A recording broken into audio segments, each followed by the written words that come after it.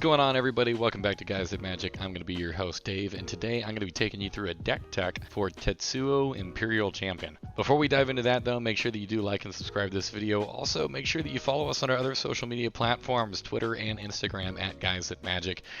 Make sure that you also comment down below. Let me know how you would have done this differently, what you like or maybe don't like about this deck, or your general impressions about this commander. With that being said, though, Tetsuo Imperial Champion is a blue, a black, and a red for a legendary creature human samurai. He's a 3/3, and it says whenever he attacks, if it's equipped, you choose one. The first mode says Tetsuo deals damage equal to the highest mana value among equipment attached to it to any target. The second mode says you may cast an instant or sorcery spell from your hand with mana value less than or equal to the highest mana value among equipment attached to Tetsuo without paying its mana cost. Now, originally whenever I looked over this card, I thought that this would be a little bit polarizing. It wants to be playing a lot of instants and sorceries to be able to capitalize on the second mode, while also needing to be playing a lot of equipment in order to be able to get anything going with this commander. At a very bare minimum, I mean, this is actually just a 3 mana 3/3. It needs to be equipped in order for it to actually be able to do anything. With that being said, though, I did find that this deck did a pretty good job of being able to get him into play relatively quickly, equipping him super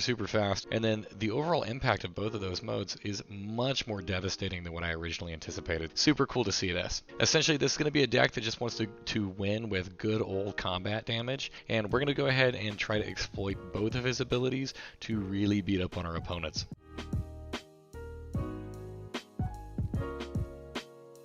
Now, before we dive into what makes this deck really hum, I do want to also mention that in addition to our good old-fashioned deal combat damage strategy, we've got two additional backup plans in here. The first backup plan that we have, as well as just generally alternative win condition, is going to be with Godo Bandit Warlord. He is 5 and a red for a 3/3 legendary creature human barbarian. It says whenever it enters a battlefield, you may search your library for an equipment card, put it on the battlefield. If you do, shuffle your library. It also says whenever Godo attacks for the first time each turn, untap it and all samurai you control. After this phase, there is an additional combat phase. Now, Godo in this deck is actually just fantastic on his own because our commander being a samurai will be able to get that additional combat step in with just Godo in play.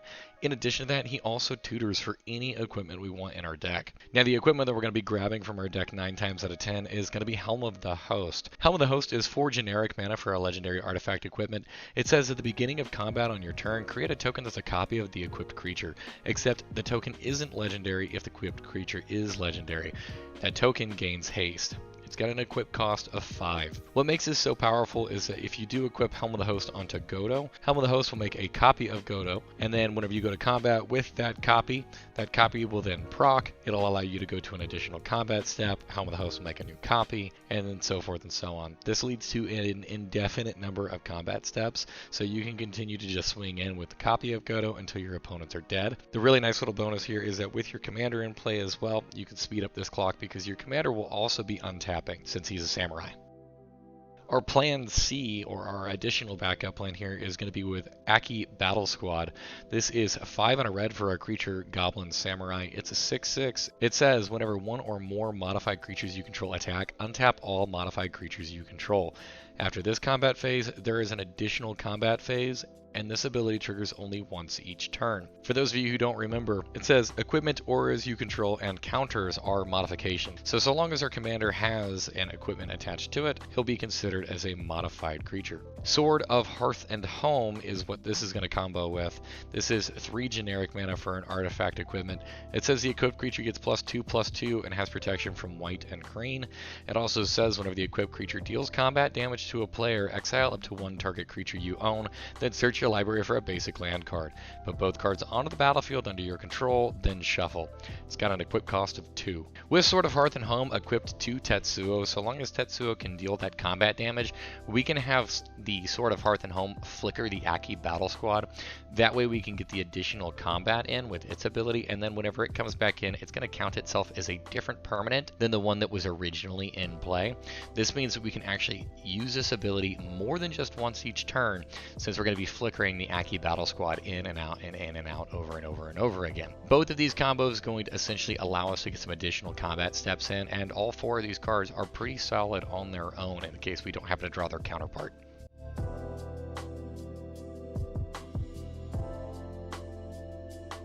Now, with that being said, we're going to go ahead and dive into some of the support creatures in this deck. This first category are going to be some equipment that are creatures in themselves.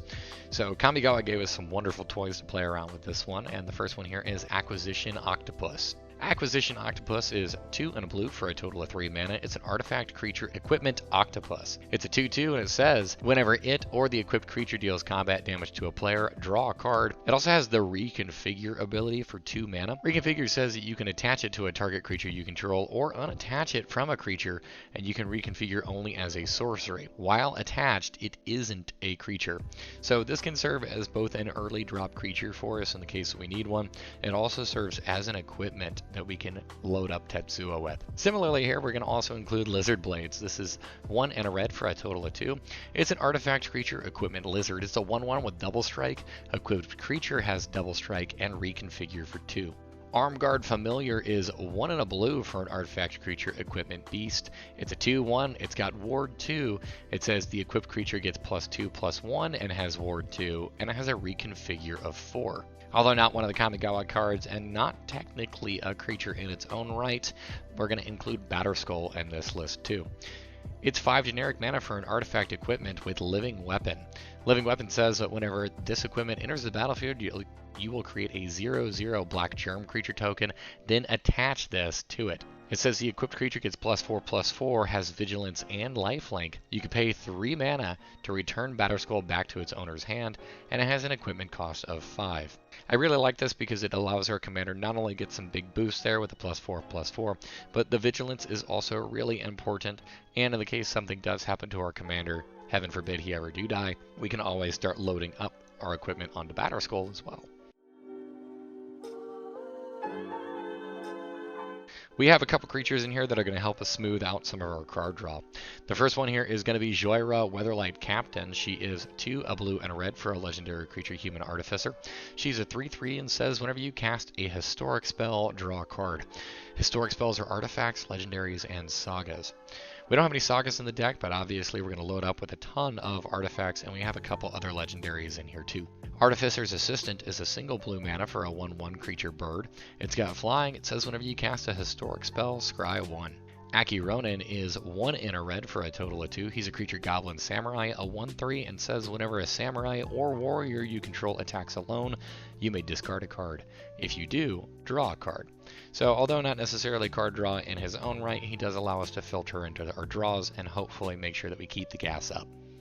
This next group of creatures is going to be wonderful to help make sure that we are reducing the cost or helping us out with our mana. This first one here is Enthusiastic Merchant. This is a blue and a red for an artifact creature, Goblin Artificer.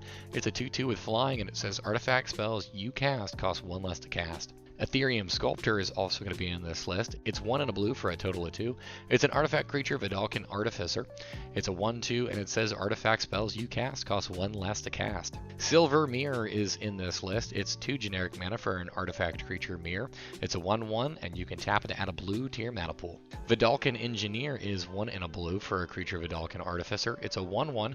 It has a tap ability, or you may tap it to add 2 mana of any one color. You can only spend this mana to cast artifact spells or to activate abilities of artifacts.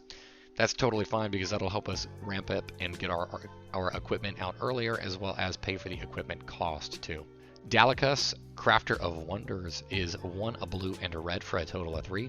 He's a legendary creature, Merfolk Artificer, a 2/4 that has a tap ability where you can tap him to add 2 colorless mana. It says spend this mana only to cast artifact spells or activate abilities of artifacts, and equipped creatures you control have flying and haste. So not only does he help to ramp us, but he also provides our commander with some additional keywords. Lastly, in this category, we're going to have Joyra, Ageless Innovator. She is a blue and a red for a total of 2, legendary creature, Human Artificer. She's a 2/3, and you can tap her to put 2 Ingenuity counters on her. Then you may put an artifact card with mana value of X or less from your hand onto the battlefield, where X is the number of Ingenuity counters on her. She's going to be able to very quickly start to cheat our equipment into play for us without us actually having to pay anything for them. A couple of other creature cards we're going to have in this list that are generally just good support cards to have. This first one here is Karlach, Fury of Avernus. This is 4 and a red for a legendary creature, Tiefling Barbarian. She's a 5/4 and she says whenever you attack, if it's a first combat phase of the turn, untap all attacking creatures. They gain first strike until end of turn. After this phase, there is an additional combat phase. This is going to allow our commander to get in an additional time and hopefully help to really punish our opponents. Brass Squire is 3 generic mana for an artifact creature mirror. It's a 1/3 where you can tap him to attach target equipment you control to target creature you control. This allows us to completely dodge the equipment cost, and this is also an ability we can use at instant speed if we need to. Deadeye Quartermaster is 3 and a blue for a creature human pirate. She's a 2/2 and says whenever she enters the battlefield, you may search your library for an equipment or vehicle card, reveal it, put it in your hand, then shuffle your library. We don't run any vehicles in this deck, but obviously we're going to be running a ton of equipment. I also really love this card in this deck because she can tutor for any equipment. I was really debating whether or not I wanted to put in Trinket Mage or Trophy Mage, but the mana value constriction on those cards kind of made me move away from it. Deadeye Quartermaster is also a great card in the case that we don't have Aki Battle Squad out, but we do have Sword of Hearth and Home, as she makes for a wonderful flicker target. As far as some of our instants and sorceries are going to go, this first category is going to be devoted strictly to just drawing us some cards. The first one here is Ponder for a single blue mana. It's a sorcery. It says look at the top 3 cards of your library, then put them back in any order. You may shuffle your library, draw a card. Brainstorm is a single blue mana for an instant. It says draw 3 cards, then put 2 cards from your hand on top of your library in any order. Frantic Search is 2 and a blue for an instant. It says draw 2 cards and discard 2 cards, untap up to 3 lands. Although not necessarily free, it kind of pays for itself with that additional 3 untap land clause. Impulse is 1 and a blue for an instant. It says look at the top 4 cards of your library, put 1 of them into your hand and the rest on the bottom of your library in any order. Sign in Blood is 2 black mana for a sorcery. It says target player draws 2 cards and loses 2 life. You'll always be the target of that, by the way. Night's Whisperer is 1 and a black for a sorcery that says you draw 2 cards and lose 2 life. If you haven't noticed already, I really need some card draw in this deck, and we're going to be using a lot of our instants and sorceries here. I also wanted to make sure that most of our instants and sorceries were actually on the lower mana value side. I know that that's not really taking super advantage of Tetsuo's second ability, but I want to make sure that we actually can cast these things for free whenever they're in our hand, and that we're not loading up with a bunch of 4 or 5 or even more expensive mana values for our sorceries and instants. Next up, we're going to include Windfall here. This is 2 and a blue for a sorcery. Each player discards their hand, then draws cards equal to the greatest number of cards a player discarded this way. I've noticed that playtesting this deck, it actually does have the ability to dump its hand pretty quickly, and even though our opponents are going to be drawing on this as well, being able to completely refill or potentially completely refill our hand can really be helpful here. The last 2 cards that I have here in the card draw spot are going to be some cards that really synergize with our commander. The first one here is Ancestral Vision. Now it doesn't actually have a mana value printed on the card because the way that you would typically use this is for its suspend of 4. In order to do that, you pay a blue mana, and then rather than cast the card from your hand, you exile it with 4 time counters on it. At the beginning of your upkeep, you remove a time counter, and whenever the last one is removed, you may cast it without paying its mana cost. It says target player draws 3 cards. With our commander in play, however, so long as it's equipped, Ancestral Vision actually has a mana value of 0, which means that we can use Tetsuo's second mode, so long once again as he is equipped, to just be able to cast Ancestral Visions from our hand. This allows us to draw 3 cards for no cost. Wheel of Fate is also going to be jumping into this deck too. Similarly to Ancestral Visions, this is another one of those suspend cards where it really doesn't want you to be able to cast it without using that suspend clause. It says suspend 4 of a 1 and a red, but you're never going to do that. Instead, once Tetsuo is equipped, you'll just cast this thing for free, and it says each player discards his or her hand, then draws 7 cards. So, free of draw 7. Pretty solid here. Our interaction in this deck, we're going to be including Terminate, which is a black and a red for an instant. It says destroy target creature, it can't be regenerated. Bedevil, which is 2 black and a red for a total of 3, also an instant, and it says destroy target artifact, creature, or planeswalker. Dreadbore, a black and a red for a sorcery, destroy target creature or planeswalker. All 3 of these are single target creature removal, which is definitely really important. This will allow Tetsuo to make sure that we can limit our opponent's blockers and make sure that we can kind of bully them with combat damage. We're going to be running 2, and I'm going to say pseudo board wipes here. The first one actually is a hard board wipe, but the second one is a little bit different. The first card I'm going to mention in this category is Blasphemous Act. This is 8 and a red for a sorcery. It says this spell costs 1 less to cast for each creature on the battlefield. Blasphemous Act deals 13 damage to each creature. 9 out of 10 times this will be big enough, and it will hit hard enough to just absolutely decimate your opponent's boards and just kill everything in play. Cyclonic Rift is the other big board wipe that we're going to be including here. This is 1 and a blue for an instant. It says return target non-land permanent you don't control to its owner's hand. It also has an overload cost of 6 and a blue where we return all non-land permanents we don't control to their owner's hands. Now, I really wanted to make sure that we did have access to some board wipes in this deck. With us loading everything up onto Tetsuo, though, we really don't want to see him go. Blasphemous Act is going to serve as a panic button for us, and Cyclonic Rift, since it doesn't affect us, is totally fine in this deck. In addition to that, that also might serve as the weapon that we can use to make our opponents bounce their blockers back and make sure that we can really just get in and deal that lethal damage with Tetsuo. We got to make sure that he stays alive as well, so we're going to be running a couple of counter spells in this deck. The first one here is good old-fashioned just counterspell. For 2 blue, you get an instant that says counter target spell. We're also going to run Negate in this list, which is 1 and a blue. For an instant, it says counter target non-creature spell. And Swan Song, which is a single blue mana for an instant that says counter target enchantment, instant, or sorcery spell. Its controller puts a 2/2 bird creature token with flying onto the battlefield. Lastly, in this protection package, we are going to be throwing in Deflecting Swat. This is 2 and a red for an instant. It says if you control a commander, you may cast a spell without paying its mana cost, and you may choose new targets for target spell or ability. This means that we can essentially use our opponent's removal to kind of swing it back at something that we want to kill instead, or make sure that we can force some of our things to be not countered. Now, Cyclonic Rift and Deflecting Swat do make up a pretty price tag on this deck. In fact, both of them together I think come out to around $90 or so. If you are looking to build this deck on the budget end, you can remove both of them. I do highly recommend that if you are going to be building this deck and you do want to be making sure that Tetsuo sticks around for a while, they're probably cards you want to include.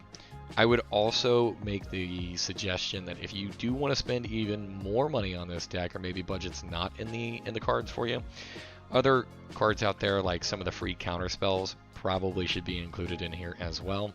Things like Fierce Guardianship, possibly Pact of Negation if you don't feel too bad about that 5 mana on the upkeep, and then also, of course, Force of Negation as well. Some of the other instant and sorcery cards we're going to be including in this deck because they are just good.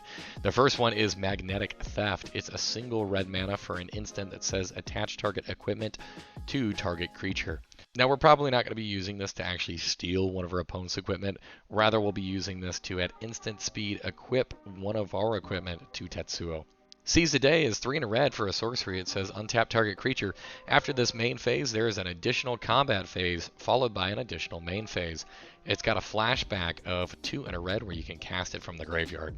Jeska's Will is 2 and a red for a sorcery. It says choose one. If you control your commander as you cast a spell, you may choose both. The first mode on it says add a red mana for each card in target opponent's hand.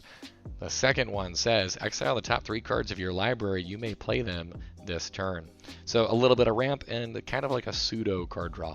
Lastly, in this pile of just generally good stuff, we have Twinferno, one of the new cards out of Dominaria United. This is 1 and a red for an instant. It says choose one. Whenever you cast your next instant or sorcery spell this turn, copy that spell. You may choose new targets for the copy. Or, the second mode is target creature you control gains double strike until end of turn. Both pretty relevant. We do have a couple of instant and sorceries that we would really love to be able to double up on. And giving Tetsuo double strike at instant speed is always nice. The final sorceries that are going to be included in this are both going to be tutors. The first one that I'm going to talk about here is Demonic Tutor, probably the best tutor in the format. This is 1 and a black for a sorcery. It says search your library for a card, put the card into your hand, then shuffle your library. The second tutor we're going to include here is Profane Tutor. It says suspend 2 for 1 and a black, but we never want to actually do that. It says search your library for a card, put the card into your hand, and then shuffle. Pretty much the exact same thing as Demonic Tutor. The big difference here is that Profane Tutor doesn't have a mana value, which means so long as Tetsuo is attacking and equipped, we can cast Profane Tutor for free. Basically a demonic tutor that we didn't have to pay for. Time for the moment you probably have all been waiting for, the good stuff we're going to be running in this deck, all of those fun equipment toys. The first one here is Basilisk Collar. This is a single mana for an artifact equipment. It says equipped creature has Death Touch and Lifelink, and it's got an equip cost of 2. Vorpal Sword is a single black mana for an artifact equipment. It says equipped creature gets +2/+0 and has Death Touch. It's got an equip cost of 2 black. It's also got another ability on it where you can pay 5 and 3 black for a total of 8 mana. It says until end of turn, Vorpal Sword gains whenever the equipped creature deals combat damage to a player, that player loses the game. So it's got a kill condition stapled onto it. Gorgon Flail is also included in the deck. It is 2 mana for an artifact equipment. It says equipped creature gets +1/+1 and has Death Touch. It's got an equipment cost of 2. The reason why I have all 3 of these cards grouped together is because all 3 of these have Death Touch, or at least they grant Death Touch to our commander. With Tetsuo's first ability, it's him that's going to be dealing that damage. So long as he has Death Touch, we can target whatever creature our opponents control and just kill it with the Death Touch damage. Obviously, you wouldn't be hitting for a whole lot since he's only cost 1 or 2, but a single point of Death Touch is still enough to be considered lethal.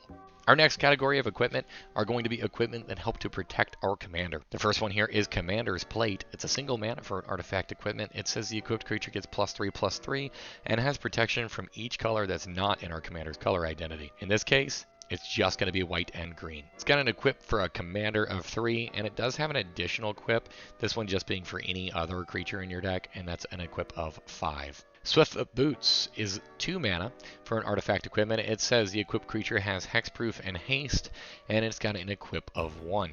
Winged Boots is 1 and a blue for an artifact equipment. It says the equipped creature has Flying and Ward 4. It's got an equip cost of just 1. Champion's Helm is 3 mana for an artifact equipment. It says the equipped creature gets +2/+2, and as long as it's legendary, it also has Hexproof.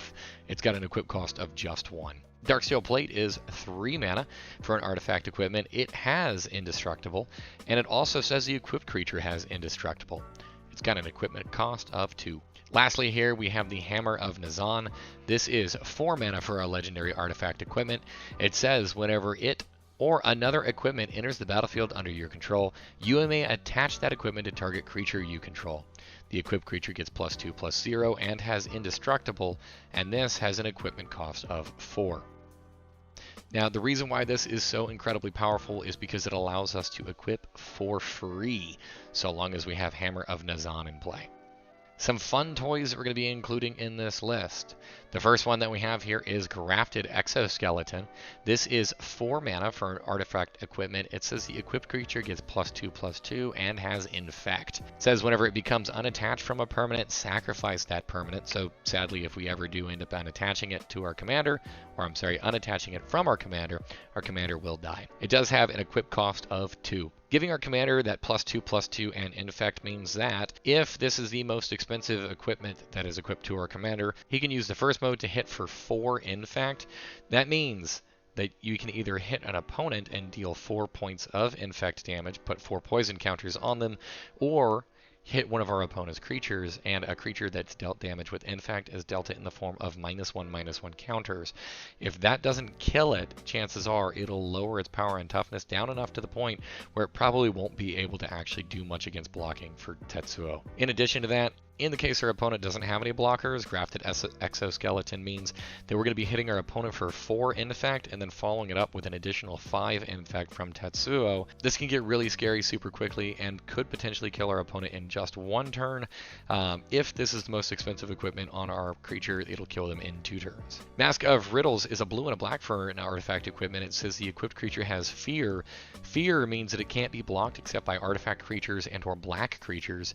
It says whenever the equipped creature deals combat damage to a player, you may draw a card, and has an equip cost of just 2. Also included here, we have Pact Weapon. Pact Weapon is 3 and a black for an artifact equipment. It says as long as Pact Weapon is attached to a creature, you don't lose the game for having 0 or less life. It also says whenever the equipped creature attacks, you may draw a card and reveal it. The creature gets +X until end of turn, and you lose X life, where X is that card's mana value. The equip cost on this is that you discard a card. This is going to be buffing Tetsuo. Do keep in mind, however, this deck doesn't have a ton of life gain, and we don't really have a ton of blockers around either. Tetsuo, for the most part, is going to want to continue to swing in at our opponents. So this will help us to close the clock out on our opponents, but our life management is going to be rather important in this deck. Some other artifacts we're going to be including in this list. We've got a couple of mana rocks to go over. I'm not really going to dive into what all of these do because for the most part you probably know them. The first one here is Mind Stone. We're also going to be including Soul Ring, Arcane Signet, Felwar Stone, Talisman of Dominance, Talisman of Indulgence, and Talisman of Creativity. As far as the mana base goes in this deck, you can kind of explore around with this. Make the mana base how you would like it. If you have the money to really splurge on it, then go for a full-fledged mana base. If you don't really have a whole lot of money to splurge on it, I do have a somewhat budget mana list, a somewhat budget mana base that I'm going to be going over here. So we're going to be including all 3 pathways that are in this color. That's Blightstep pathway, Clearwater pathway, and Riverglide pathway. The way that these lands work is you can have them enter either on their front or back half, and then they will tap for whichever respective color you had them come in for. Command Tower, Crumbling Necropolis, and Xander's Lounge are all lands that can tap for 1 mana of any of the colors of our commander's color identity. Crumbling Necropolis and Xander's Lounge are going to come in tapped though. Dragonskull Summit, Drowned Catacomb, and Sulphur Falls are our check lands. Now they do say that they enter the battlefield tapped unless you control one of the 2 different basic land types that the card cares about, and then each of these can also tap for 1 of 2 different colors. Haunted Ridge, Shipwreck Marsh, and Storm-Carved Coast are all going to be included in this list as well. They say they enter the battlefield tapped unless you control 2 or more other lands, and they all tap for 1 of 2 different colors. Sulphurous Springs, Underground River, and Shivan Reef are all the pain lands that we're going to be running in this list. Each of these can tap for 1 colorless mana, or they can tap for 1 of 2 different colors of mana, but if we do, they will deal 1 damage to us. Temple of Epiphany is a land that enters the battlefield tapped.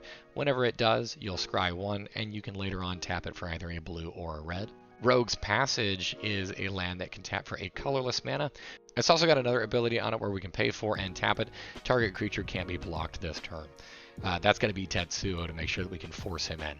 We're going to be including Fabled Passage in this list as well. This is kind of the only real fetch land that we're going to be throwing in here, though. It says you can tap it and sacrifice it, search your library for a basic land card, put it on the battlefield tap, then shuffle your library. Then, if you control 4 or more lands, untap that land. To round this all out, we're going to be throwing in a couple of basics. We have 6 swamps, 5 mountains, and 6 islands.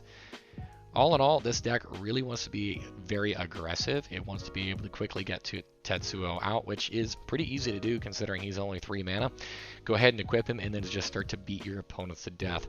This deck is actually somewhat rather surprisingly controlling, at least with how you can continuously kill off your opponent's things with any of those death touch equipment. Generally speaking, this list, as I have built it, is kind of a little bit more on the, I would say, like an upper mid-level for power. You can definitely boost this thing and get it a lot more powerful by throwing in some of the more expensive instant and sorceries that do exist. I'm going to say that this deck, generally, from what I've seen so far, just kind of goofing around with it, for the most part, I think this would be really good in a meta where your opponents aren't playing a ton of creatures. That way, Tetsuo can continually make sure that he is getting in for damage, and whenever they do play a blocker, you can just deal with it. This is not going to be the best deck to play up against a meta that has a lot of like mid-range threats, or a deck that is, or a meta that's going to be packing a ton of interaction.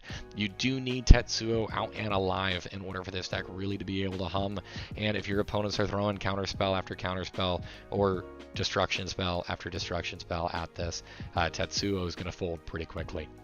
Altogether, if you are looking to put this deck together, it comes out to about $400. So feel free to make any kind of tweaks that you want. There are a couple of key cards in here that obviously you can cut that would remove a lot of that price tag pretty significantly. You can actually probably get it down to about half the overall price tag and still have this deck function almost as effectively without really having too much of a huge hit. So Definitely a card that I'm really impressed with. I thought that Tetsuo was a lot more interesting once I started to kind of dive in and build around him. So this is something that I'm excited playing with my own local meta. Like I said at the very beginning of the video, make sure that you comment down below. Let me know what you like or maybe what you don't like about this deck. What kind of direction would you have liked to have gone in? Maybe you're a little bit more heavy on the instant and sorceries, or maybe a little bit lighter on the equipment to help modify for that. As always, thank you so much for all the love. We really do appreciate it. Make sure that you go ahead and subscribe to this channel if you haven't done so already, and we look forward to hearing from you next time. And until next time, this has been Guys at Magic. Peace.